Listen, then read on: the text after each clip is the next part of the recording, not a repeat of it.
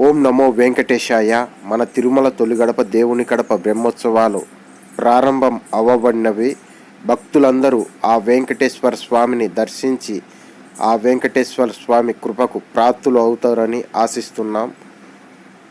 కోరిన కోరికలు తీర్చి భక్తుల కొంగు బంగారు చేసే ఆ కోనేటి రాయుడు అనుగ్రహం పొంది భక్తులంతా తరించిపోవాలని కోరుకుంటున్నాం. ఈ బ్రహ్మోత్సవాలు ఎంతో విశిష్టత కలిగినవి.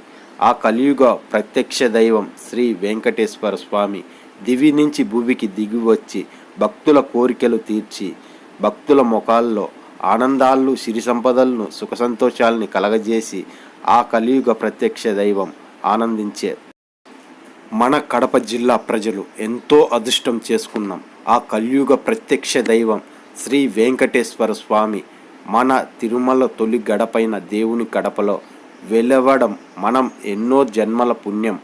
మనం ఆ దర్శనాన్ని దర్శించి ఆ కలియుగ ప్రత్యక్ష దైవం దర్శనాన్ని కనులారా తిలకించి మన మనసులో మదిలో ఆయన నిలుపుకొని ఆనందించే తరుణం మొదలైనది. కావున భక్తులు అందరూ ఈ తగువైన అవకాశాన్ని సద్వినియోగం చేసుకొని ఆ కలియుగ ప్రత్యక్ష దైవాని కృపకు పాత్రులు అవుతారని ఆశిస్తున్నా. ఓం నమో వెంకటేశాయ. మన కడపకు కడప అని పేరు రావడంలో కూడా ప్రధాన కారణం ఈ దేవాలయమే. గడప కాస్త వాళ్లకు పిలవడం చేతకాక కలప అని పిలవడం మొదలుపెట్టారు. కలప కాస్త కడపగా మారింది కాలక్రమేణా. అందువల్ల అంత విశిష్టత కలిగిన గుడి కాబట్టే దీనికి ఇంత చరిత్ర, మహోన్నతమైన చరిత్ర ఉంది. ఎందుకు మన కడపరాయుడుగా అని ఎన్నో కీర్తనలలో ఆయన్ని తలసి పాడి అందమాచార్య కీర్తనలలో సైతం కడపరాయ అని పిలవడం మొదలుపెట్టారు.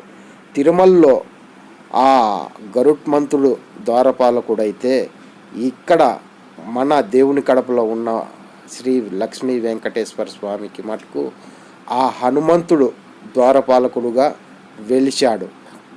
ఆ హనుమంతుణ్ణి దర్శించిన, ఆ వెంకటేశ్వరుని దర్శించిన కోరిన కోరికలు తీరవనే సమస్య లేదు. ఆయన కొండంత ధైర్యాన్ని ఇచ్చే హనుమంతుడు ఆయన వెనకుండి మనకు ఆశీస్సులు అందిస్తూ ఉంటారు. అది మీరు గమనించవచ్చు. మీరు ఎప్పుడైనా ఈ గుడికి వెళ్ళినప్పుడు మీరు వెంకటేశ్వర స్వామి వెనకాల అభయహస్తంతో ఆ ఆంజనేయ స్వామి మీకు అనుగ్రహం ప్రసాదిస్తూ ఉంటాడు. ఓం నమో వెంకటేశాయ. నమో నమో వెంకటేశాయ.